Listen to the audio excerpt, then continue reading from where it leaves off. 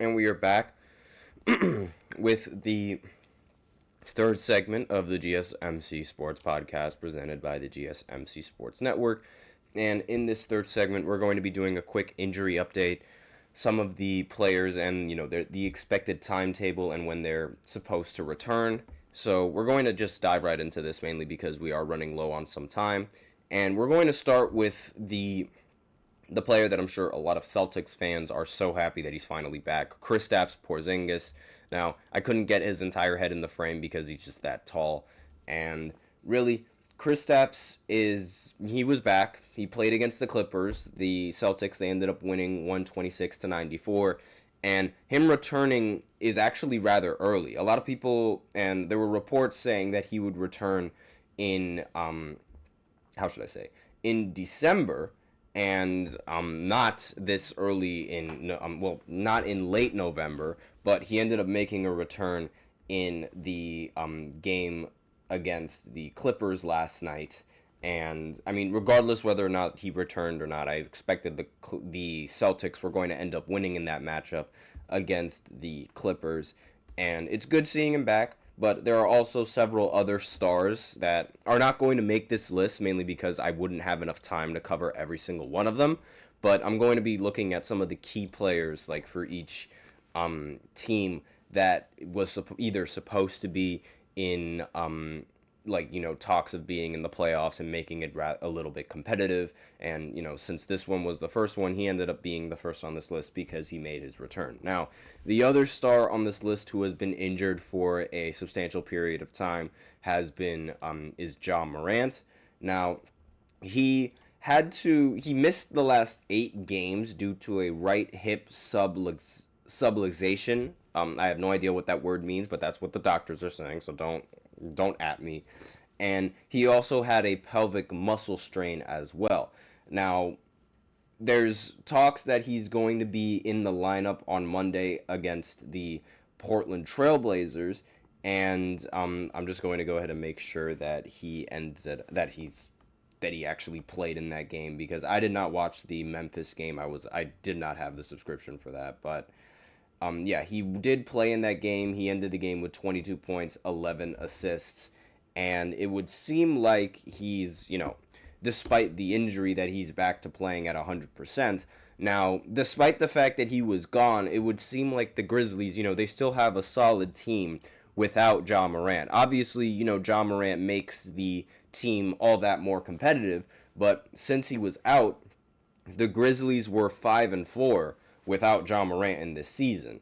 And Scottie Pippen Jr., he's been playing very well. He put up 30 points on 13 for 16 shooting, along with 10 assists in a 142-131 win against the Bulls on Saturday. So, I mean, the Memphis Grizzlies, they didn't really suffer all that much without Ja Morant. They were winning regardless. It just shows, the depth that the Grizzlies had. I remember a couple seasons ago, there was actually debate on whether or not the Grizzlies were better without Ja Morant, because they were on, I believe their record without him was 20-2. And, I mean, this just shows, the depth that they have and just how well they can develop their players and make those players competitive. Especially, Zach Edey, he's been playing really well this season, and if it weren't for Jared McCain also playing really well, then I think he'd be a lock for Rookie of the Year. As of right now, again, the season is still early, but again, this is just, the update on his return. So he's back, he's playing. Let's hope he doesn't get injured once again, and let's hope he doesn't do anything that would warrant him being suspended based off of things he does on IG Live. But we'll see what happens. Now, another player that's been injured for a majority of the season, in fact, since the start of the season, DeJounte Murray. Now, as you guys know, he was traded from the Hawks and landed on the Pelicans. A lot of people expected the Pelicans to be competitive, but the Pelicans, they've been awful. They've been really bad this season. One of the worst teams in the NBA, mainly because of a lot of injuries. DeJounte isn't the only player who's out.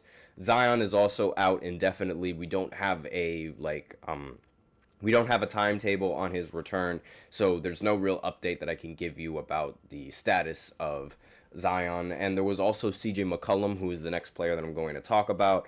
But again, this team has been incredibly injured, and when you don't have the star players, especially the player that you traded for, without a starting center as well, there's a problem. There's obviously going to be a huge problem in the lineups and being able to win in these games. So as we know, Murray, he broke his left hand in the season opener, and he's most likely going to miss his 17th straight game when the Pelicans visit Indiana on Monday. He will be in the lineup, however, when they host the Toronto Raptors on Wednesday, according to Haynes. After starting the season with 2 consecutive wins, the Pelicans ended up losing 13 of its last 15 games and just, being awful. And they're 4-13 right now, and no one else seems to really be healthy. Before Murray came back, they could get a boost in the backcourt from CJ McCollum, but who's also been upgraded to probable for the Pacers game. And as we know, McCollum has missed the last 13 games due to a strained right adductor. And also, as we know, Zion Williamson, he seems to be out indefinitely. Herb Jones strained his right shoulder. Jose Alvarado strained his left hamstring and is going to remain out. And Brandon Ingram is suffering from a sore right calf and is listed as questionable against Indiana. So all of these players on the Pelicans, they're suffering from major injuries. And I mean, you can see that the team is just suffering because of that. And the Pelicans, being at 4-13, that's not ideal. This was a team that was expected to not at the very least make the play-in tournament and have a chance of being able to make the playoffs then, which is what they seem to do even without having key players in their lineup. And I mean, Zion, he ended up going out in the last play-in game against the Lakers despite dropping 44 points. They ended up losing, but they still ended up making the playoffs that year. And as we know, it's just unfortunate what the Saints are going through. Now, I'm not bringing up the 76ers because I have no idea what is going on with that team, and I have no idea just why Joel Embiid isn't playing a bunch of these games. I don't know why he's just listed as unavailable for some of these games. I mean, Paul George, he is injured as well, but again, it's expected that he's going to be out for a few weeks.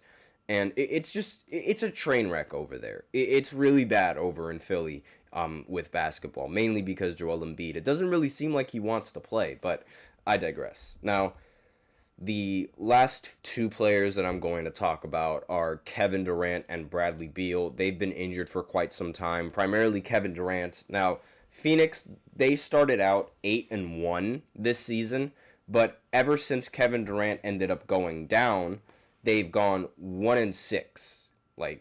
Going from 8-1 to 1-6 without Kevin Durant, it really shows the value that Kevin Durant brings to a roster. This has been a very similar story for Kevin Durant's career so far. I mean, ever since he was on Brooklyn, the team, they would start out strong, then he would go down with an injury, and then they would regress and ultimately make their playoff chances all that more ultimately make the playoff chances all that more difficult, and the trend is just repeating itself while he's on Phoenix. And I mean, going 1-6 without Kevin Durant is really, really bad, and going 0-5 without KD or Bradley Beal is also not ideal. And now the Suns, they're 9-7, and they hold the 8th spot in the Western Conference. So they dropped all the way from number 1 down to number 8. It's very competitive over there in the Western Conference. And I mean, they haven't played a game since last Wednesday, and it's officially listed that both Durant and Beal are going to be probable in the Lakers game. But again, this is just really bad for Phoenix, and the fact that you need these players to even have some sort of success in winning games, it's going to be a little bit more hectic once playoffs come around, because it's like, what happens if Kevin Durant doesn't really play well in some of these games? What's the answer then? What happens if Bradley Beal doesn't play well in some of these playoff games, which seems to be a trend of his? What's going to happen with Phoenix then? In my opinion, it was a big reason why they ended up getting swept in the first round, because they lacked the depth to be able, and the scoring depth, because this team is dependent on KD and Bradley Beal and Devin Booker. They have to play well, and that ultimately puts way more pressure on both of those players, because it's like, if they don't play well, they know they're going to lose, and you don't want that kind of pressure if you're a player on any team. You don't want that pressure of like, oh, you need to drop 30 points in order for the team to be successful. And based on the last few seasons with Kevin Durant, it doesn't really seem like he can get the job done all by himself. But that's basically, those are my opinions, and I mean, those are the updates on the injuries. That's all the updates that we have. Chet Holmgren, there's no update on his return yet, and like, I know he's very valuable to the Thunder, but I will say the Thunder, they've still been able to win some games without him. However, again, they really need him if they want to be able to compete in the postseason. But again, he was listed as out for mostly like 8 to 10 weeks, so it is going to be a while until we hear an injury update coming in from him.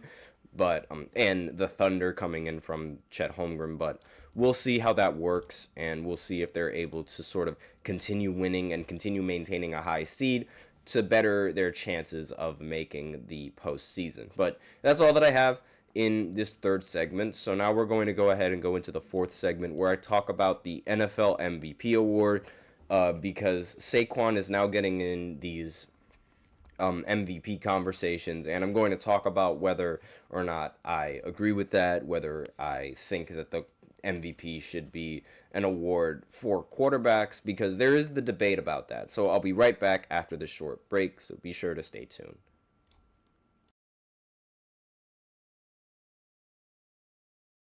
For the best and latest podcasts available anywhere, go to the podcast app on your cell phone and type in GSMC to access free content-rich podcasts on health and wellness, book reviews, sports, entertainment, relationships, social media, movies, technology, finance, and even weird news. Subscribe and download the GSMC Podcast Network's family of shows, available everywhere podcasts are found.